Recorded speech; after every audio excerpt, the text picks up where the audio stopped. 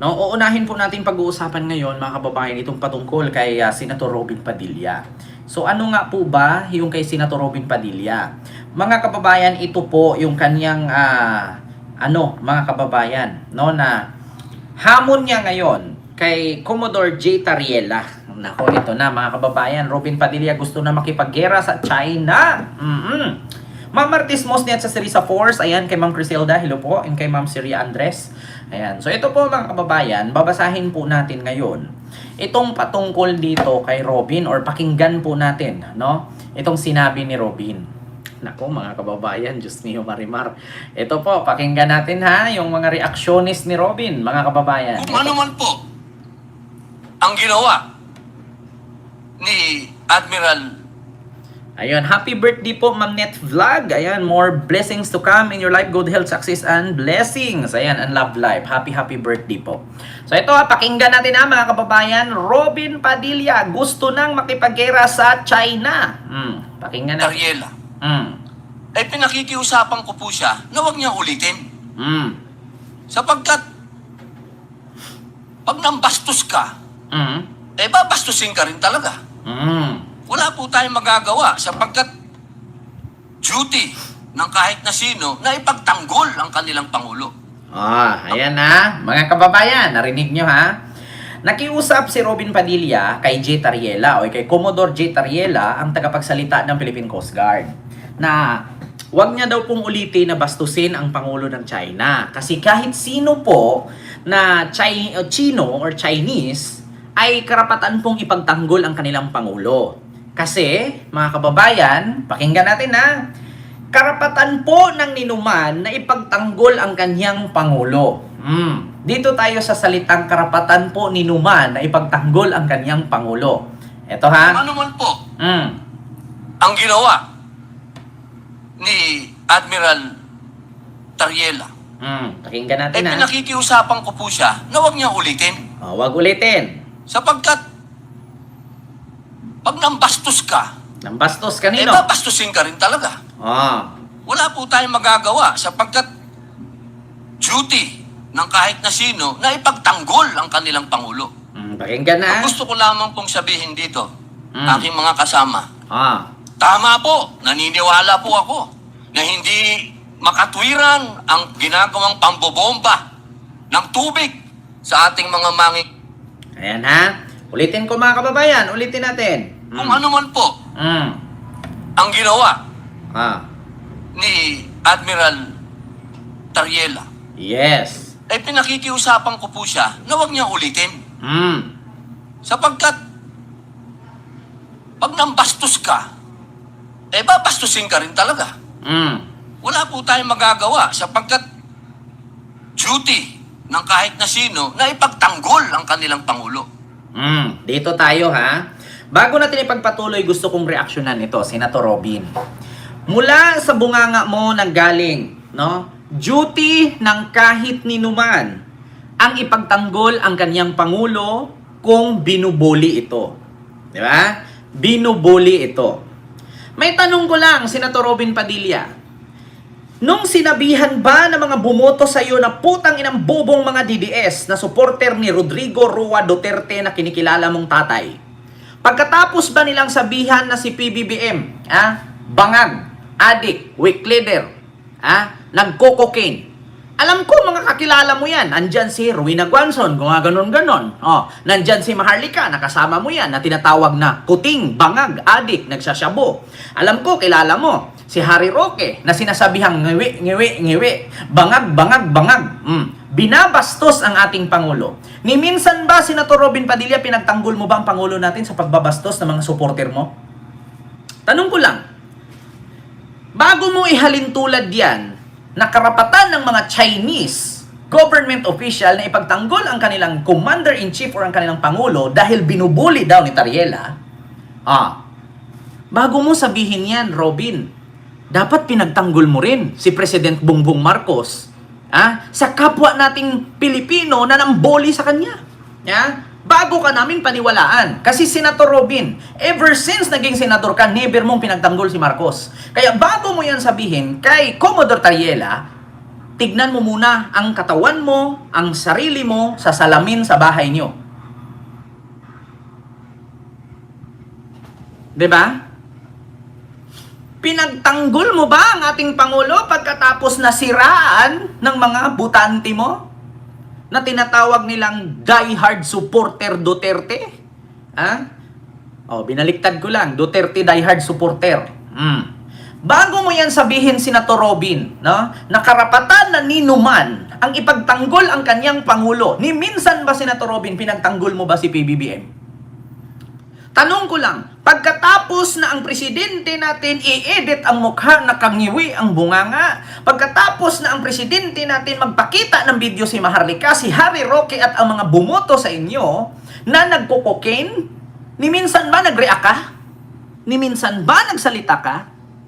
Yun ang tanong ko, Senator Robin. Bago mo isabi kay Tariela yan, magtingin ka muna sa salamin kung may salamin ka sa inyo.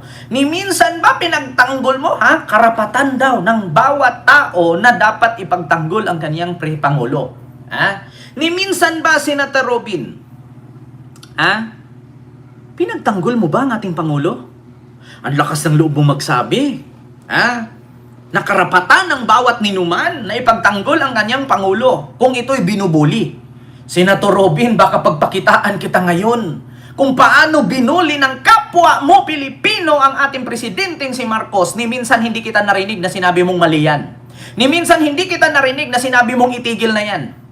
Kapag kaalyado ninyo ang nang baboy, nang bully at nagsabing bangag adik si Marcos, ni minsan hindi ka nagsasalita.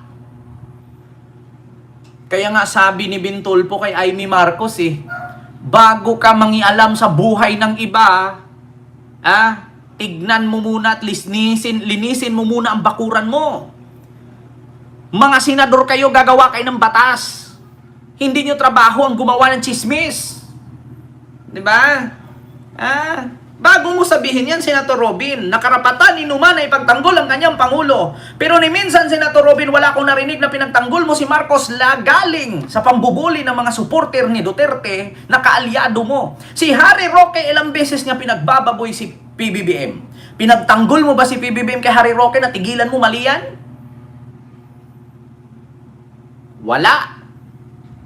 Wala. Pagkatapos na sabihin ni Baste, ni Pulong na adik, bangag, weak leader, pinagmumura ni Sara, pinagmumura ni Pulong, pinagmumura ni Baste, pinagmumura ni Guanzon, ang ating presidente, binantaan pa ni Sara, ni minsan ba pinagtanggol mo? Wala. Diba? Yan ang aking ma-react, Senator Robin. Baka naman. Diba? Baka naman. Wala bang salamin sa inyo? Ni minsan, hindi kami nakarinig, Senator Robin, na pinagtanggol mo ang ating Pangulo.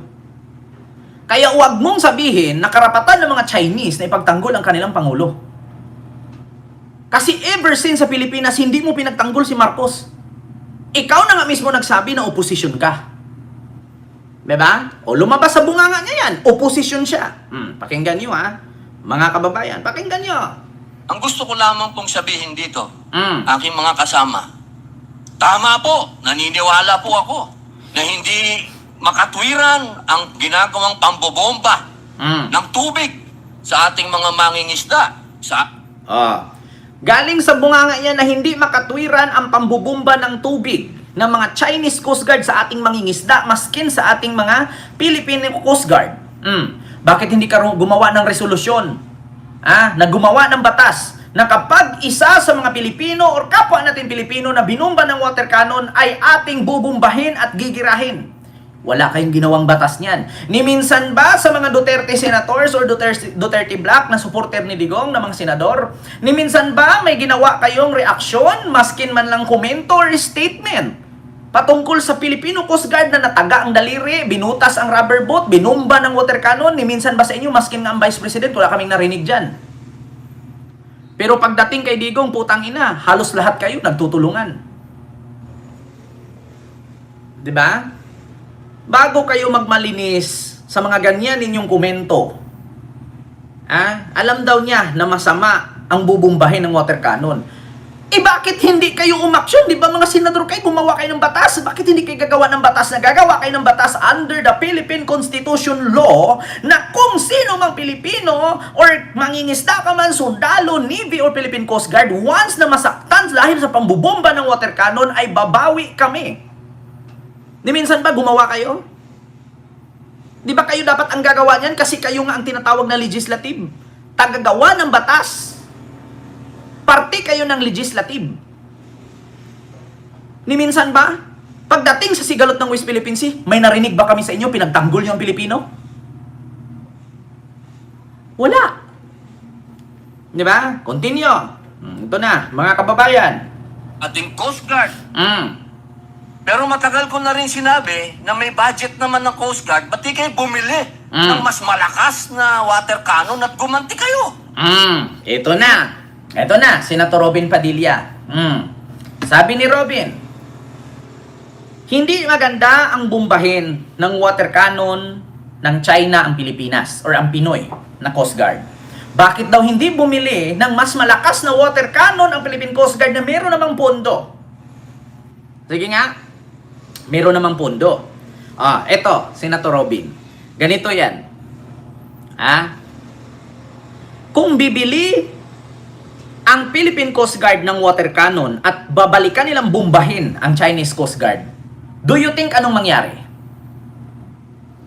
Sige, Senator Robin. Minsan kasi, Senator Robin, kapag ang lata, walang laman, pag inapakan mo yan, maingay, tumutunog. Yeah? Minsan ang lata, pag walang laman, lagyan mo ng bato, tapos alugin mo, malakas ang tunog niyan. Ganun yun, Senator Robin. Alam mo yun, yung lata ng sardinas, pag kinuha mo yung laman, lagyan mo ng bato, tapos alugin mo, di ba malakas ang tunog? Kaya, ganun yun.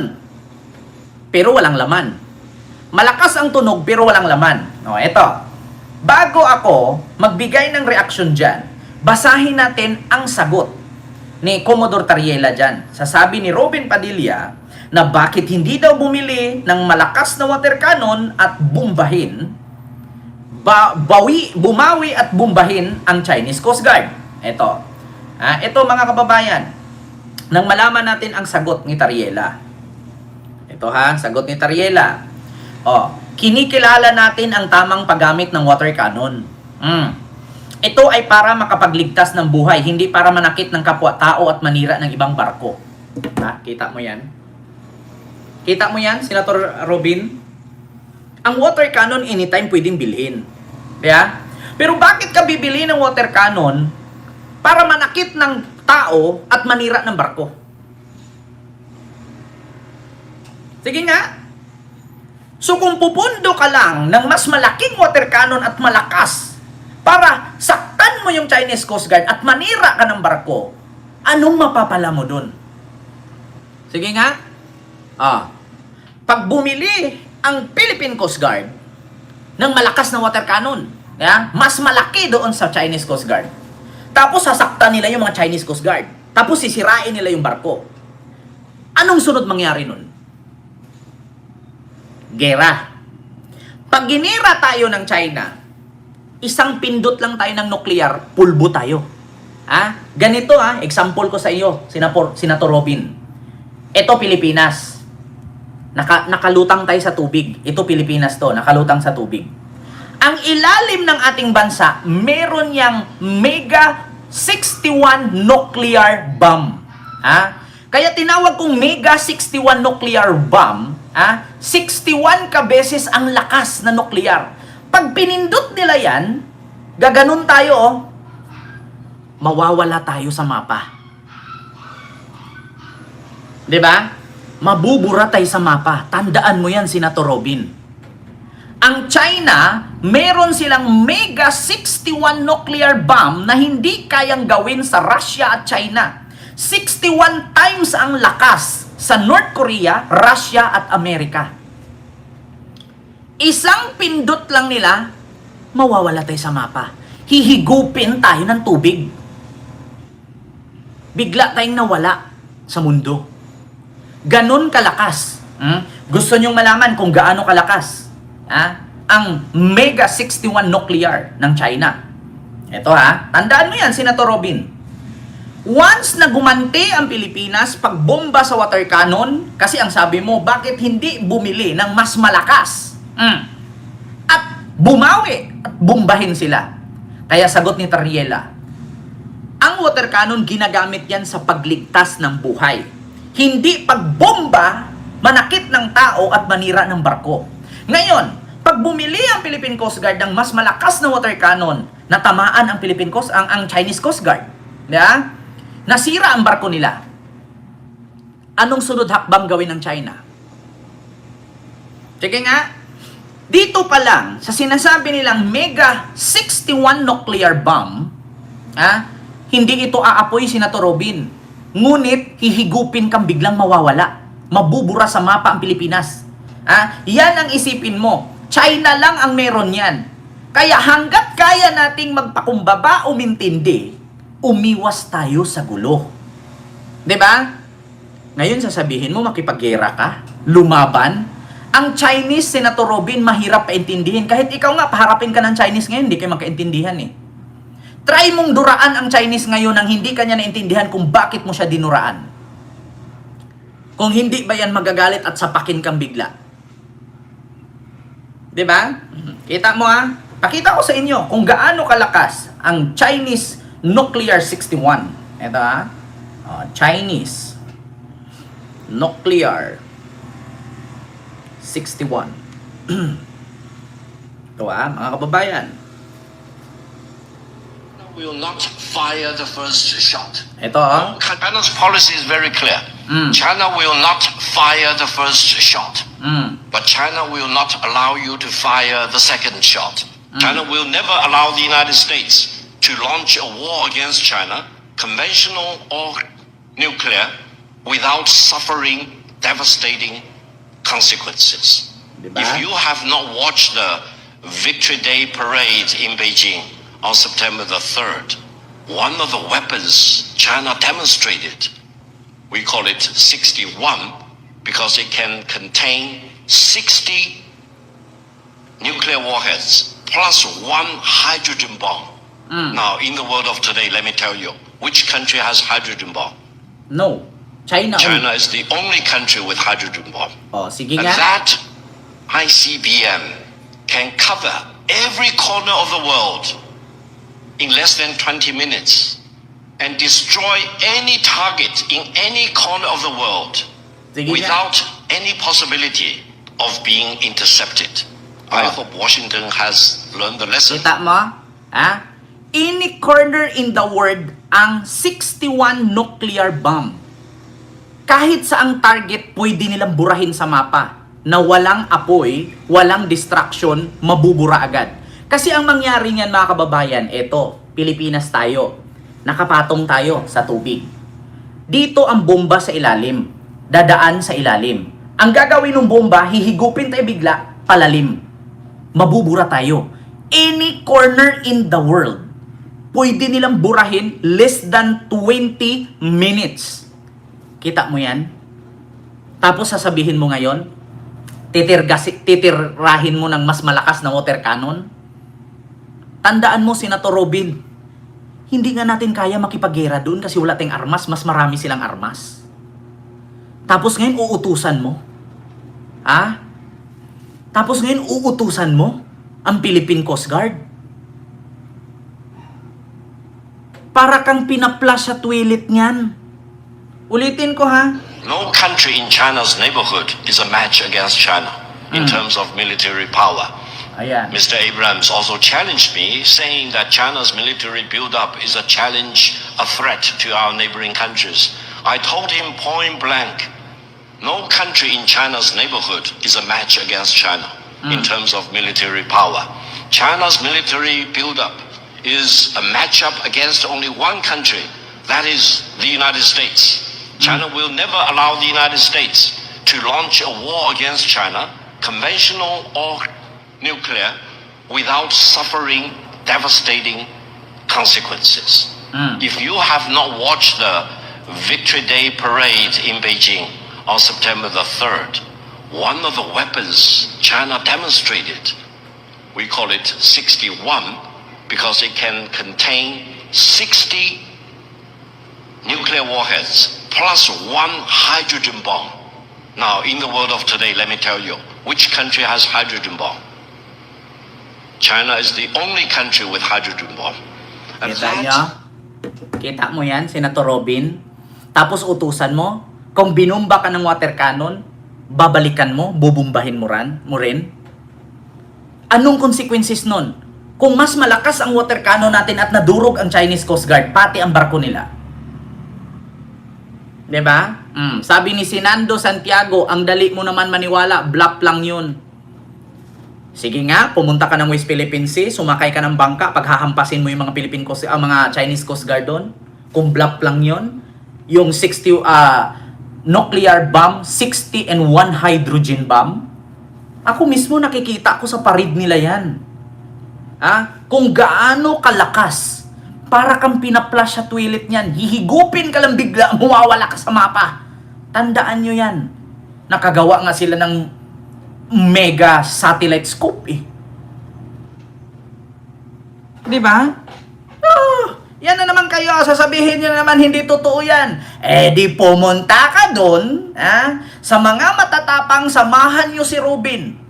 Sumakay ng Philippine Coast Guard, bumili kayo ng water cannon, bombahin ninyo ng tubig, yung mga Chinese Coast Guard na bubomba sa inyo. Pag nadurog sila, kasi mas malakas daw ang gusto ni Robin, mas malakas na water cannon, mas malakas sa China, balikan daw. Kung bubombahin ka ng China, bubombahin mo rin. Pag nasira ang Chinese Coast Guard na barko, pati ang mga Chinese Coast Guard, di ba?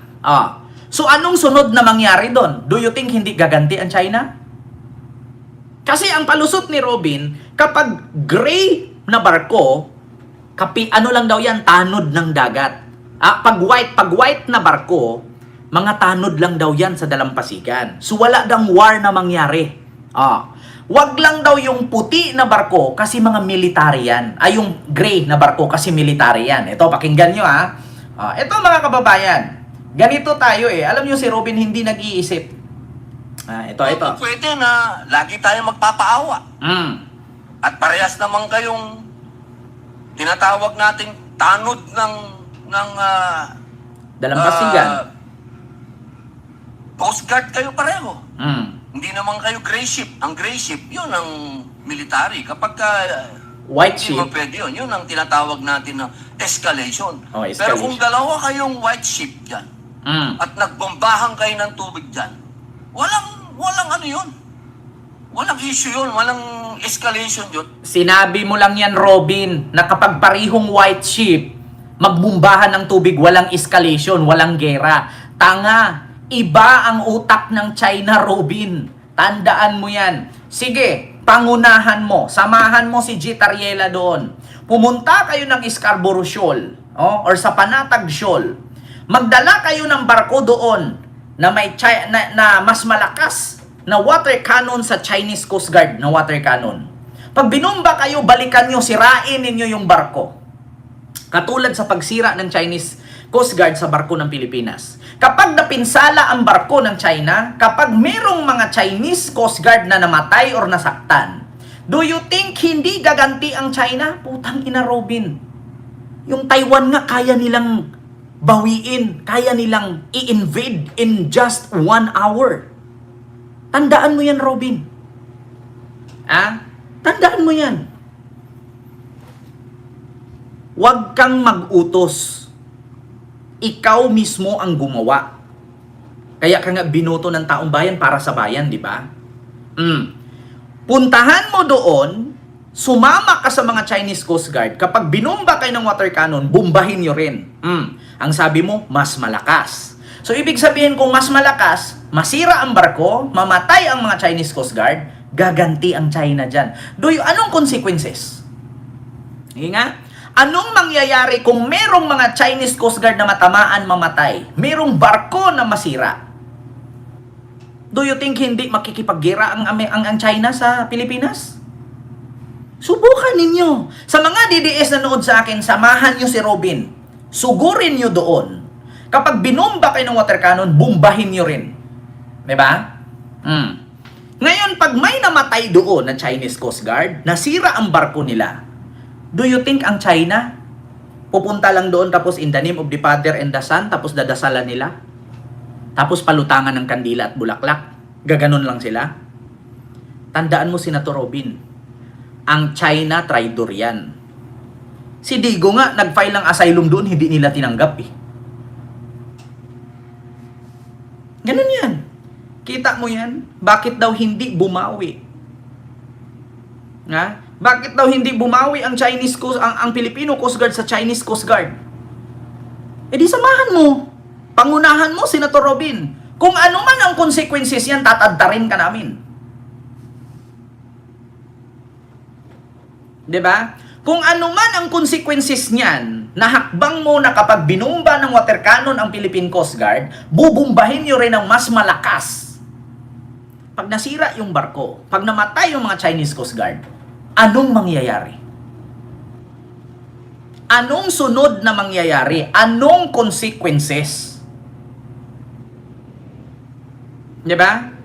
So ang sabi mo, hindi naman makipagkira ang China dyan kasi Coast Guard to Coast Guard lang naman kayo. Putang ina, Robin. Kahit sabihin mong Coast Guard to Coast Guard lang yan, ginastusan ng China yan. Buhay ng mga military nila yan. Buhay ng Coast Guard yan. Ang Coast Guard ay pareho ang pagkilala nila sa sundalo. Coast Guard, military, Navy is iisa lang ang turing nila dyan. Ha? Mga kawal yan. Kawal. Tagapagligtas, tagapagtanggol. So isa sa kanila dyan masaktan, mamatay, masugatan, at isa sa mga barkong ginastusan nila masira, gagantiyan. Robin, wag tanga. Wag tanga, Robin. Ikaw, kung gusto mo talaga. Pareho kayong tanod baybayin. Ah. Pareho kayong nagpoprotekta ng coast natin. Pero para sa usapin nang ikaw ay magtatalumpati at gagawin mong katatawanan yung Pangulo ng isang bansa, eh palagay ko, inuulit ko po, ako po ay oposisyon. Di ba? Pero kahit sinong gumawa niyan sa presidente ko, hindi ako papayag. Sige nga, Robin. Sige nga. Kahit daw siya ay oposisyon, sa madaling salita, kalaban siya ng administrasyon ni Marcos. Kalaban siya. Kahit sino man daw bansa ang mangbaboy kay Marcos, hindi daw niya patatawarin.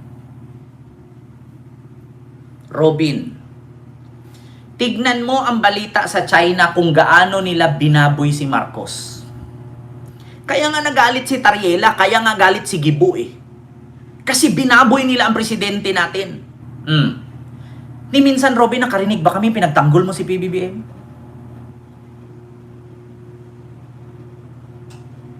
Wala, Robin. Tigilan mo kami dyan sa drama mo kahit oposisyon ka, ipagtanggol mo yung presidente. Putang ina, pagtatawanan pa ni Sara yan, pagtatawanan pa ng mga vloggers yan na kilala mo.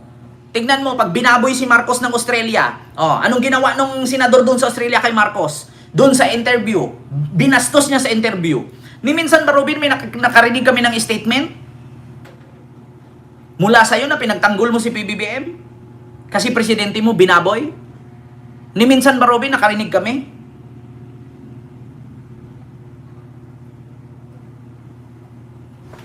Anong ginawa nung Australian senator? Pati yung Australian reporter kay PBBM? Ni minsan ba pinagtanggol mo, Robin? Ni minsan ba pinagtanggol mo ang presidente natin? Pagkatapos murahin ni Sara, pagkatapos bantaan ni Sara, may narinig ba kami statement mula sa'yo? Tigilan mo kami, Robin. Ikaw na yan eh. Hindi na namin kayang baguhin, ikaw na yan. 'Di ba? Tapos sabihin mo kahit sinong bansa Tatayo din. At talagang makakatikim din sa akin yun ng mga salitang masakit. hindi talaga, hindi niya makakain. Itong usapin na ito ay masyadong popular sa ating mga kababayan. At ang magsalita ka ng patungkol sa pagsasaayos ng Singalot na ito ay hindi pabor sa sino man na magsasalita ng gusto mong magkaroon ng kapayapaan. Pero sa usapin nito, ako po ay tatanggapin ko kung ano ang sasabihin ng mga tao sa akin. Kung sasabihin nilang, oh, pro-China yan. Okay lang po. Totoo Wala naman. pong problema. O diba? Totoo naman Ang talaga. akin pong gustong sabihin sa ating mga kababayan, alam niyo, ang isang bagay, pag hindi natin inayos, pag hindi tayo nagtulong-tulong na maayos, lalong-lalo na sa kapitbahay natin, kapitbansa natin, hindi po ito makatutulong sa atin. Robin, ganito yan eh. Paano magtulong-tulong, ang bawat Pilipino or ang bawat politiko para masolusyonan ang problema natin sa ibang kapitbahay o kapitbahay na bansa? Ni minsan ba si PBBM pinagsisipa ba kayo? Ni minsan ba may nakarinig ka mula kay PBBM or Marcos administration na pinagbawalan kayo? Kayo ang umayaw. Open si Marcos sa lahat. Tingnan mo, ultimo nga si Leni Robredo. Diba? Kakamping. Leni Robredo, Aquino. Nakipag-ayos si Marcos. Kayo lang naman lumayo. Ni minsan ba si PBBM pinagbawalan kayong pumunta sa Malacanang? Anong sabi ni PBBM? Handa siyang makipag-reconciliation. Ayaw niya ng kaaway. Ni minsan ba inaway kayo?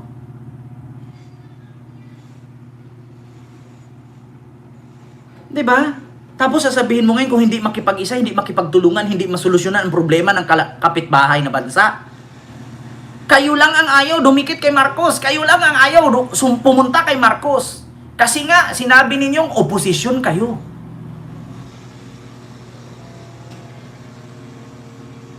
Diba? Ganun yun. Ni minsan ba nakarinig kayo kay Marcos na pinagbawalan kayong pumunta ng Malacanang? Si Bongo nga, nakapunta ng Malacanang eh. Oh. Tapos sasabihin mo, hindi masolusyonan ang problema kung hindi magkaisa. Kayo lang naman ang umayaw. Kayo lang naman ang lumayo. Si Sara lang naman ang humiwalay. Ni minsan ba, humiwalay ba si PBBM sa inyo? Kayo ang ayaw. Kayo ang humiwalay. Anong sabi ni PBBM? Reconciliation. Magkakaisa, magkakasundo. Mag-uusap-usap. Magkaisa, magsama-sama. Kaya nga unity team eh. Kaya ayaw nyo lang naman dumikit kay PBBM kasi hindi ninyo makuha yung gusto ninyo kasi ayaw ni Marcos sa mga hiling ninyo. Hiling ninyo na kapag kriminal, ayaw ipakulong kasi kaaliado nyo. Hiling ninyo na huwag kakalkalin ang issue ng korupsyon kasi makukulong kayo. Yan lang naman eh. Diba? Kaya ayaw nyo kay Marcos kasi yung pagnanakaw ninyo, pag nabulatlat, makukulong kayo, hindi niya kayo sasantuhin. Isa lang naman sa rason yan, kaya ayaw nyo kay Marcos. Kasi kapag nagnakaw ka nung panahon ni Digong, pag nakalkal sa panahon ni Marcos, makukulong kayo, hindi kayo kayang itulirit ni Marcos. Kaya ayaw ninyo, anong sabi ni PBBM? Kaya galit na galit kayo sa akin kasi hindi nyo kumahawakan sa liig at hindi nyo makukuha yung gusto nyo sa akin. Yun naman ang totoo eh. Diba? Kaya nga si Sara lumayo eh. Kaya nga si Sara humiwalay. Bakit? Kasi naumpisahang kinalkal sa impeachment complaint laban sa kanya kung saan niya dinala ang confidential fund at ang pondo ng DepEd. Nung inimbestigahan na, ayun, lumayo ang Sara. Kasi bakit? Hindi niya kayang masulsulan si PBBM. O, ito 1 billion, manahimik ka. Walang ganun kay Marcos. Diba? Ano bang rason kung bakit kayo lumayo kay Marcos? Kurap si Marcos o kayo ang kurap? Takot kayong makulong. Kaya ninyo kinalaban. Ganun lang yun. Diba? Isa yan sa rason na kung bakit ayaw nyo sumuporta kay Marcos at nagkaroon kayo ng pangalawang oposisyon, na which is ang totoong oposisyon ay itong mga Pinklawan at Dilawan, hindi kayo. Bakit kayo nagkaroon ng pangalawang oposisyon? Kasi nga, nasilip ni Marcos lahat ang korupsyon sa panahon ni Digong na dawit ang mga kaalyado ninyo at hindi nyo kaya si Marcos na hawakan sa liig na BBBM, wag mo kaming ikulong, tulungan mo kami, iabsuelto mo kami dyan. Walang ganun si Marcos kasi sasabi pa lang ni Marcos noon, walang kaibigan, kaalyado, malapit, kapamilya ka, mag-anak. Kung may kasalanan ka, makulong ka, managot ka. Diba? Yun ang katotohanan. Kaya kayo lumayo kay Marcos. Ni minsan walang sinabi si Marcos na lumayo kay sa akin. Magbigay kayo ng isang statement ni Marcos na sinabing lumayo kayo.